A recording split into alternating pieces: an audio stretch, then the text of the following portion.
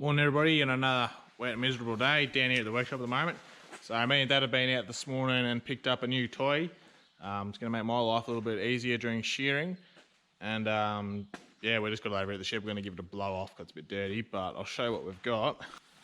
So we went out this morning and bought a wool press. So as you will probably know, we don't have one, and I usually press it down. So this is what it looks like. JS Smith Maker Ballarat. So yeah, that should be pretty good. So I'm going to give it a quick blow off. We'll put it in the wool shed and we'll have a little bit closer look at it. And yeah, see what goes on with it.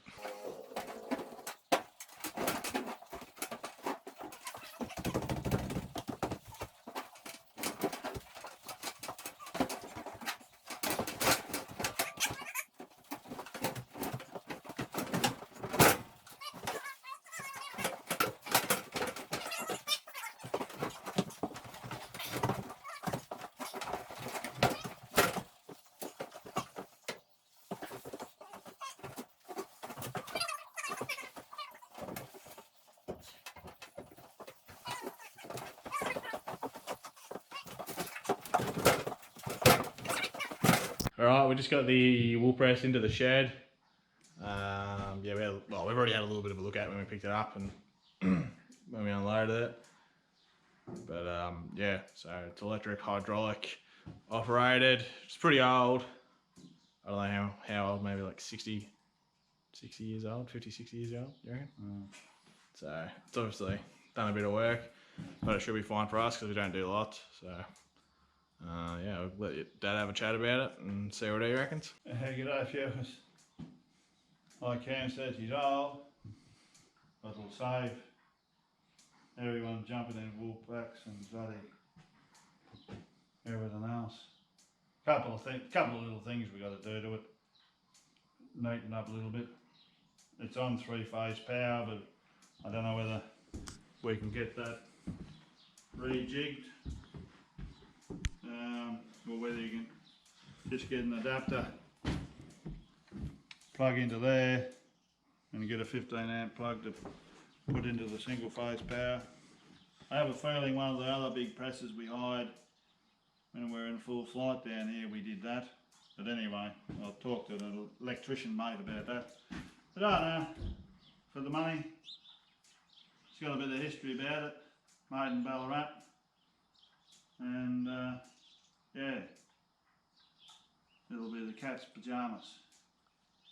No doubt Cameron will be showing you a vision of it when it's in full flight at shearing time. There'll be wool flying everywhere. I'll leave it at that. Yeah, so we probably won't really do much on it until we can actually operate it, because yeah, as I was saying, we have to get the 3-phase thing sorted. So we'll get that sorted and we'll probably change out a couple of hoses that are looking a bit cruddy. Mainly this one down here, she looks pretty old. And we'll just, yeah, neaten it up a little bit, straighten it out, make sure she's ready to go, and maybe change the oil in it, something along those lines, and make sure it's ready for shearing, which is in a couple of months. Yeah, get a new wheel. As you can see, the old rubber wheel there, she's seen better days. She's pretty pancaked on the bottom. That made life a little bit challenging, trying to load it up on my ute and also get it off. But yeah, we did it. So we'll leave that as it sits for now, and we'll worry about it a bit closer shearing. So we'll be back in a minute. Righto, so yeah, now we're done mucking around with the wool press. We've got a bit on. So Dad's feeding sheep at the moment, so we're just over at the field bin. Gonna fill up his bulker bag with some grain, run that out to the feeder boxes. Are we doing both or just the one? Both. Yeah, doing both of them. And then I think he's gonna check the Dohne ewes and lambs. And then after that we might do a bit of work on the slasher. We've got some parts for that, and we'll maybe see how we go with that. But we'll get these sheep sorted first and do that after.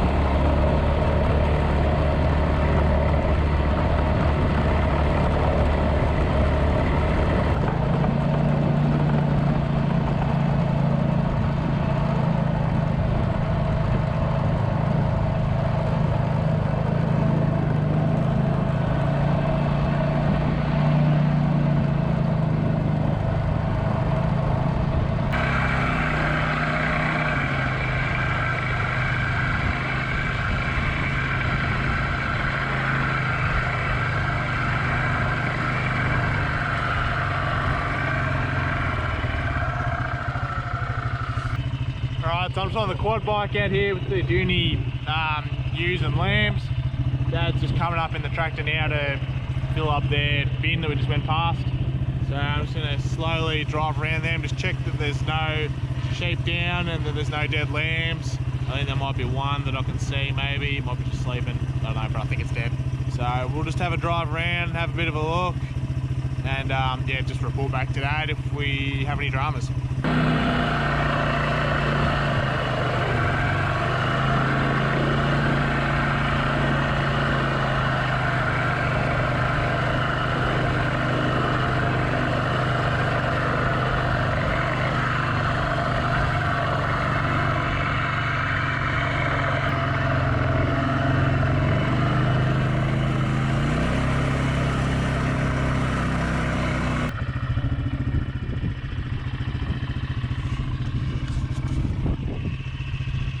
Mostly looking alright. I'll go up around there in a sec, but doesn't seem to be any ones that are laying down. Can't get up. One looked like it couldn't get up, but it did. And that one that I thought was dead was alive. It popped its head up and was looking around. So drive up around there, have a look at the rest of them, and then yeah, we'll go back over to Dad.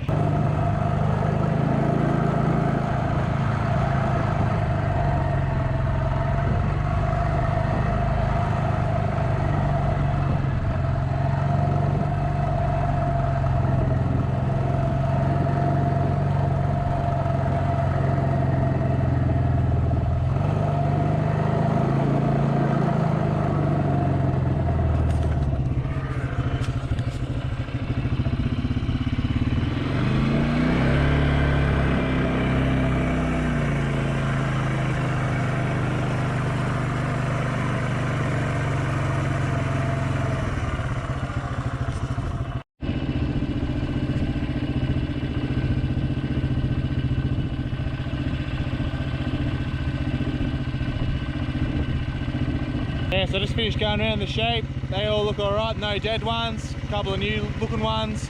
So all the sheep are up and about, so we'll head back and get another bag of grain. And go feed the white Suffolks. Alright everybody, we're just on our way out to feed the white Suffolk crosses to top up their feed bin. Just stopped here at the first paddock of triticale, just have a quick look. You can see she's pretty much all the way up. Looking pretty good. There's a few sort of low patches where it would have been a bit wetter, but all in all it's looking pretty good up this end anyway. As you can probably see, it's gone to head, or gone to seed, sorry. And yeah, most of that dock is dead. There's still the tall ones that are sticking up. They are dead, but they're just obviously not going to fall over because they're so large. But it won't be a drama anyway. They'll just get minced up into the hay anyway, so that won't be a drama. But yeah, it's looking like a pretty good crop, 100 times better than last year. So there you go. We might shoot out and have a quick look at the other paddock, see how it's going. It won't be as good as this one, I don't think, but we'll have a look anyway. Alright, so just out of this back paddock, so this is the one that's struggling. You can see it's still coming up. It's a lot more even probably than what it's been, but still it's a long way off compared to that other paddock. And yeah, we've spoken about the troubles that this paddock's had in previous videos. But when it comes to cutting it for hay, it'll be interesting to see what it is like in comparison to that other paddock. So yeah, that's sort of the little crop update anyway. So I'll jump back on the quad bike and shoot off, go around the white Suffolks, and then yeah, we'll go back up, and Dad's just making his way down to the feeder now.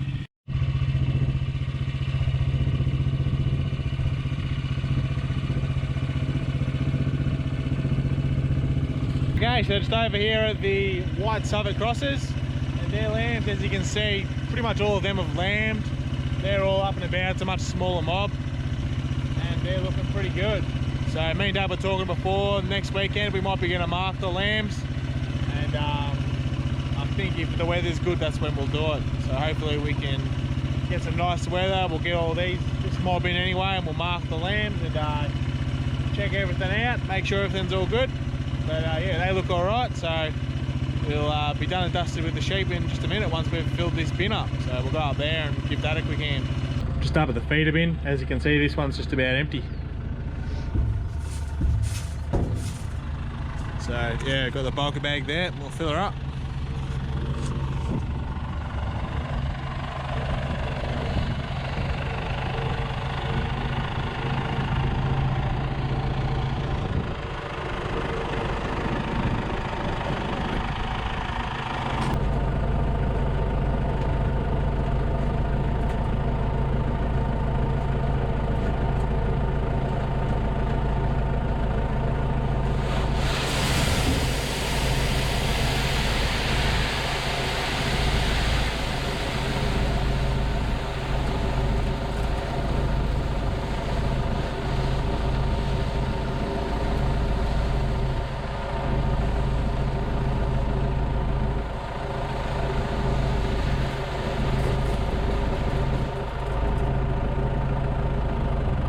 should last a while longer. So now that's all the sheep work done, I think, for now, all the checking and feeding, so she should be pretty alright.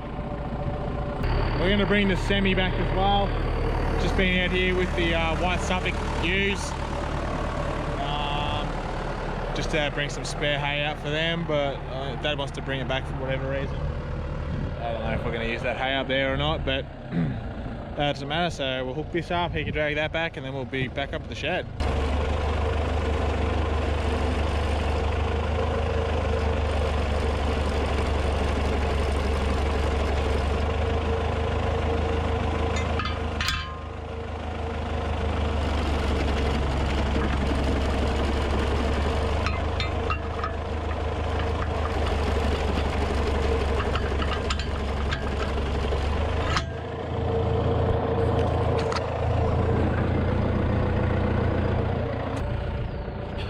If you can't sort it with a hammer, you're not having a crack.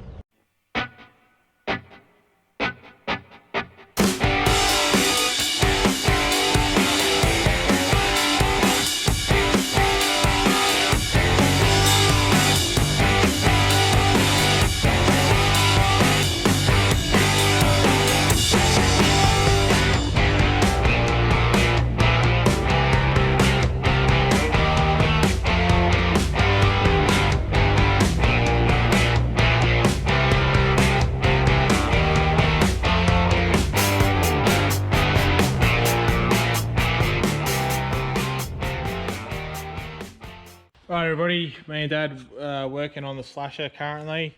So as you remember, if you've been watching along, we had that flogged out universal joint in that end yoke. So we pulled all that PDO apart, and I took the uni and the end yoke into town to get the parts. Long story short, basically you can't get that yoke cheaply, and it's highly likely that it's not the exact same as the one we want. And yeah, cut a long story short, basically our next best option was to buy a whole new short shaft for the PDO, which that is much longer than our short one, so we have to cut it down to make it work. We got a uni for the other end of the old PDO shaft, so we have to join these two PDO shafts together to make it work. Basically it got so old it's hard to get parts for it. Alright, so we got the two shafts here, as I was sort of explaining before my battery ran out. And basically, because it's got these double-ended joint ones with the pin that you click on, and this end didn't have that, it just had a grub screw, we have to make it so there's a notch in this spline of the shaft. So we've done some measurements of where it needs to line up, and basically that line there is where we need the center point of the pin to be. So we have a small 4mm gap between the bearing carrier and the end of the PDO shaft.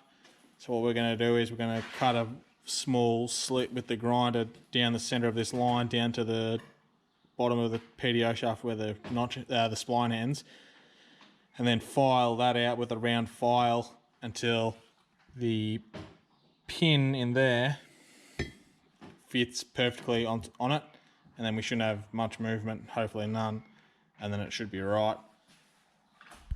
And then once we get all that sorted, we have to cut this shaft down to be the same length as the old one, but with a little bit of overhang because it's a slip joint type. So we'll do some grinding and filing and try and get it to fit, and then we'll see what happens.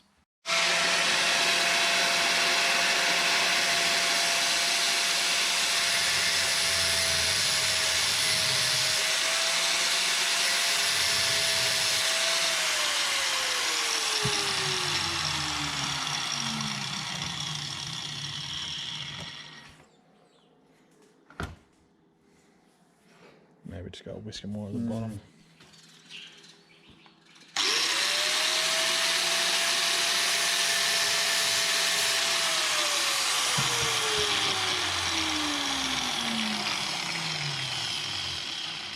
So we cut a line there.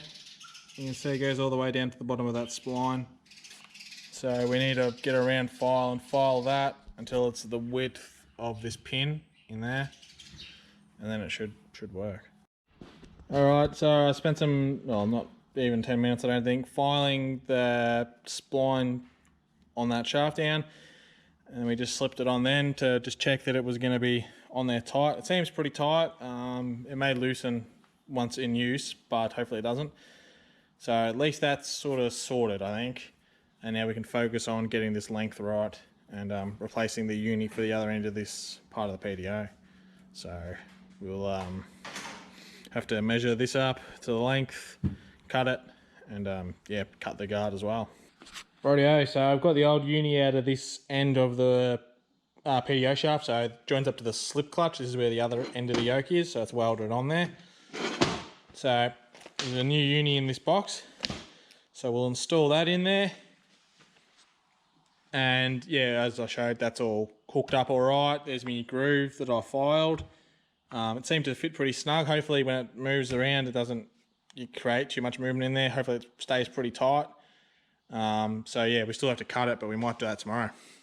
So I'll show you basically the procedure of how you put a uni in, seeing as I showed you about how you go getting them out in the last video. So she's pretty straightforward. Here's our new uni. It's slightly different to the other ones. It's got the grease nipple on the corner there. Shouldn't make too much difference. Hopefully it's easy enough to grease as is like that.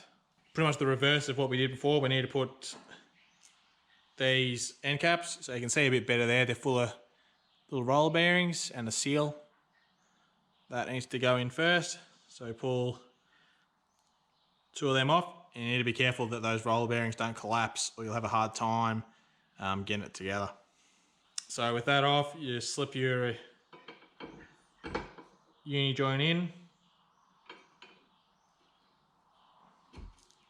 Best way, and you just push one side in first and you just slip that up in there. You need to do 2 at once. Try and get them in pretty even. If they go in cockeye, you'll have trouble getting them lined up.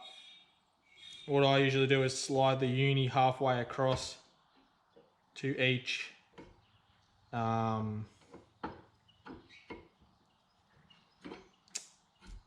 do you call them? End caps.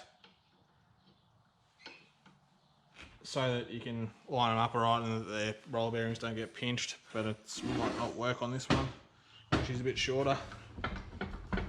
Then what you do, put it in a vise, is generally the way to go.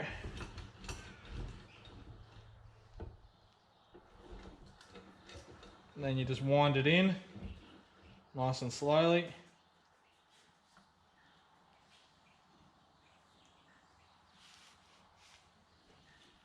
And just check that your uni stays free. If it's not free, it's most likely because you're binding up on a roller.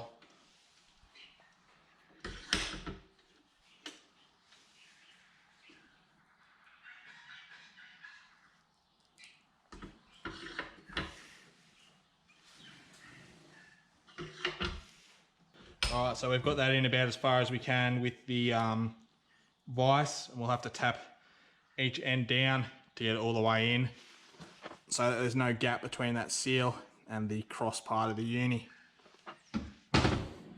because we still need to put the circlips on.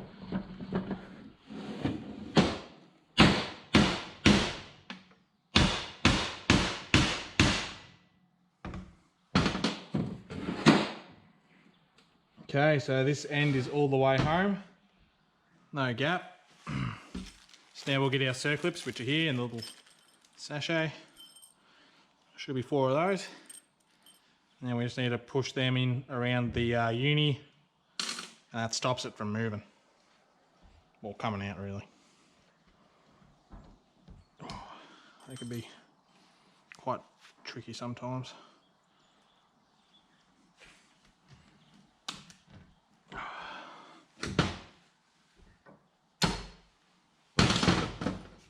So, hopefully you can see that. The uni's in the groove. There's a slight gap, but this one probably has to move across a little bit to allow for this circlip. So we've got one in there, holding this end cap in, so that side's all sweet. So we'll knock this one down a bit further and do the same thing. This one might be a bit harder.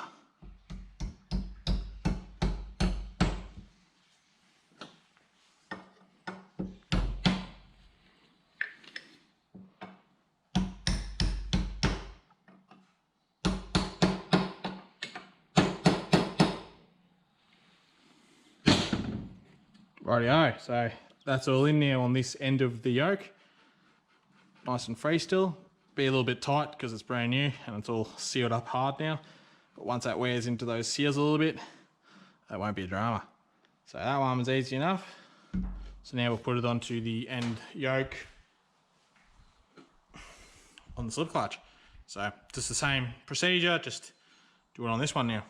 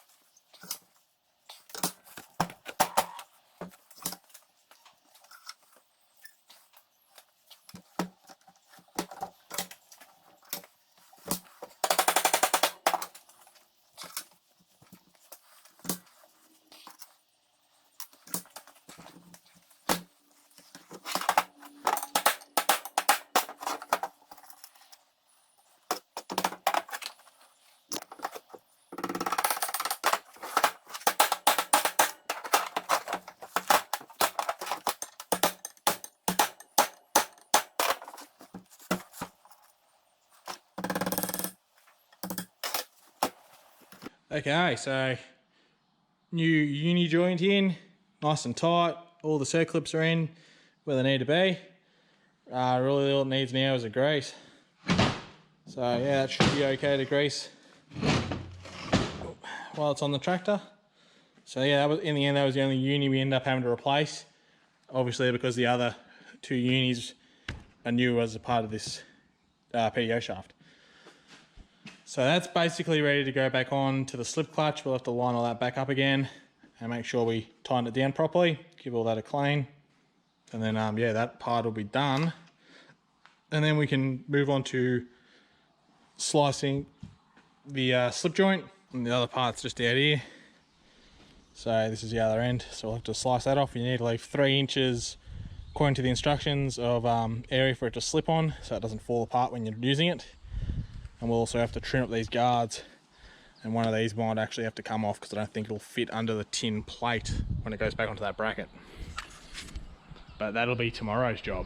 So we'll come back down tomorrow and finish off that. And Dad's got a brand new hydraulic hose for it as well, just here. So we'll chuck that on and we'll probably fire it up and just check it. I'm worried about there being vibrations in the shaft because the unis on the new PDO are bigger than the old one. But I'm hoping that because it bolts on where the carrier bearing is, that it might all be like secured and eliminate anything there. We'll see what happens. Yeah, if worse comes to worse, we just have to buy a whole new PDO shaft and put in between, which is annoying, but it is what it is. So yeah, we'll leave it there for now and I'll see you in the morning. Morning everybody, back again, working on the slasher still. So all we've done this morning is we've just slipped the slip clutch end of the PDO back on, set up the clutch, well we're sort of halfway through setting it up. So as you can see, we've just put these bolts on with the springs and we're about to set the tension up.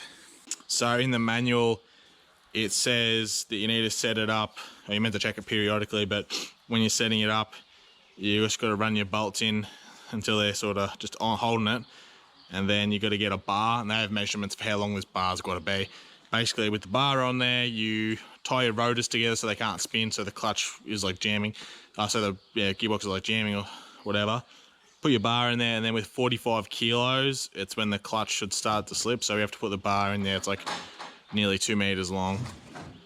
Put it in the yoke, put 45 kilos of weight on there and the clutch should slip. And you just, yeah, if it slips too easily, we'll tighten those bolts to tighten the clutch up. If it doesn't slip at all, we'll loosen them off. But basically that's how you go about adjusting the slip clutch. So that's what we're gonna get set up to do. Alrighty, so we ended up getting a set of scales that are in pounds, and we did the equation. So 45 is basically 100 pounds, and we set it up and we couldn't get it to like it was slipping too easily. So we ended up bottoming out the springs. It says not to have them bottomed out. It's how it was when we pulled it apart. And we've just sort of done it by feel. instead, because yeah, it was just going to end up being way too tight on those springs. We think it's going to be pretty right as it is. If it's a little bit looser than what it's meant to be, it won't hurt. It'll probably protect the gearboxes a little bit more. So we'll just, yeah, say that's good enough, I think, and we'll move on to putting the rest of it together. Rightio, so we're now working on this short shaft. As I've said, we have to shorten this down. So we have to pretty much, from our calculations, have to take 300 mil off of each end. So we're just going to start off with 100, measure it, and see what we come up with. So marked 100 on each, and we'll put them back together. Once we've cut that off and measure it, it needs to be 700 mil long. This one here, fully compressed, is a meter. So we've got the drop saw set up. We'll drop 100 mil off it, put it back together, measure it up, see what it comes up with, and we'll just keep taking off a little bit at a time until we get it to 700 mil, and then we can fit it all back up to the rest of the PDO.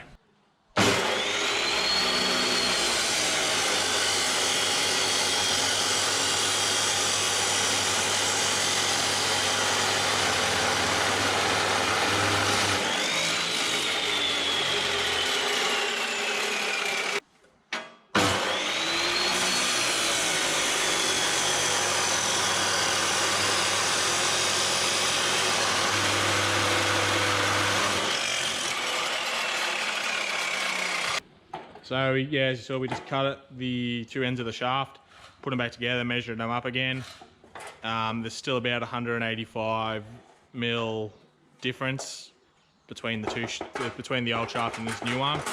So we're going to cut another 100 off and see what it comes up as, and then yeah, we'll fit it. We'll probably test it again on the tractor. We've got the tractor just in there. We can lift it up. Yeah, as I was saying, we've got the tractor there. We've hooked it up to the slasher, so we can dummy fit the shaft. So we'll finish cutting these bits, put it back together again, measure it, and have a look what it comes up with again. And we'll come back to you when we've got it pretty much right. Right, just taking a quick break from the slasher. Mum just came over and said if I want to film something. Basically, Mum has a few beehives, and there's, I guess, what you call a rogue swarm. One of my hives has swarmed the other day and went into the wall of a shed, but they've left there. Now I don't know if this is the original swarm that left or if one of the others have swarmed because of the canola. They're all going nuts. So there's quite a swarm here. So I'm going to collect them into the box and put some frames in, and hopefully they'll make a house in there and be happy. I've collected a few swarms in this box, so I know they like it, and it's kind of got a bit of a bee odour, I guess you could say. Yeah, so I'm standing well back because I ain't got a suit on and I ain't getting stung. So if I can get them to go in, yeah. Uh-oh. So yeah, they are going in actually. So what I'll do is I'll just let them all go in, because it's kind of got a bee odour, I suppose. Yeah, they're all marching in there, so that's really good.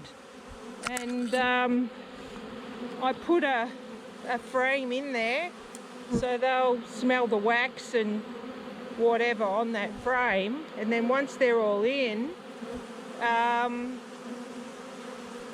put some more frames in and stand it up, and that's the swarm caught.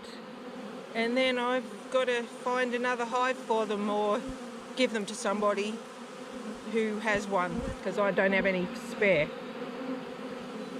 But yeah, fascinating. Springtime, there you go. Alright, well, Mum did some filming then. I was getting attacked by bees, so I ran away. So I don't know what she filmed. Alright, so gonna leave Mum to it. I'm not game enough to stand there and get attacked by buzzing bees.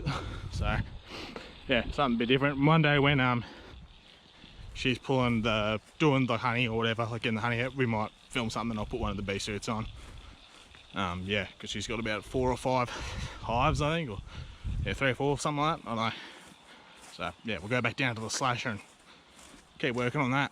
Okay, so we've got the shaft cut down to the right length. As you can see there, we drilled a hole and put a bolt through to stop that sliding, so it's essentially a solid shaft.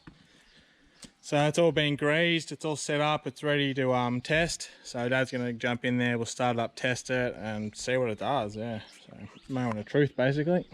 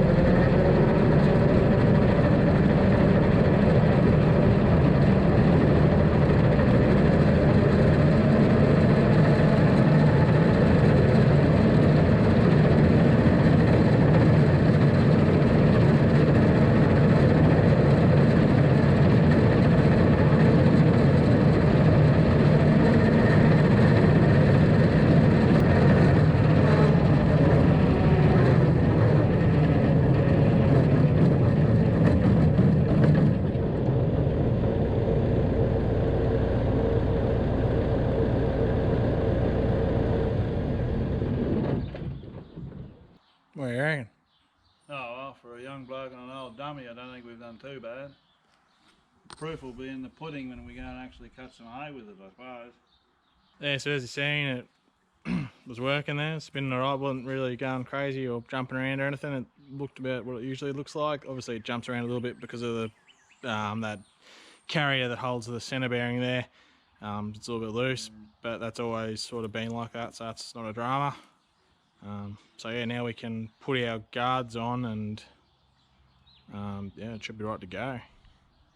Dad put the new hose on and we can put all our stuff back together, and then the slasher will be pretty much ready for cutting hay, I think. And we'll just do like our normal checks before we actually start. Check the oils and the gearboxes and do all the blades and whatnot. And yeah, it should be right to go. Rightio, so we got the guard back on, we trimmed it up to the right size. Had to make a hole for that bolt that holds that solid. Put our guard on, trimmed a little bit off this one here so it would fit under there. Dad's got the new hydraulic hose on, all clamped down, it's been tested. So it's pretty much ready to rock and roll for hay. When we bring it back in to check the oil in the gearboxes and sharpen the blades and whatever, we'll just make sure everything's right still, and we'll give it a little test, and then it'll be right. So we'll wrap the video up there, and yeah, as usual, thanks for watching everybody. Catch us in the next one. All right.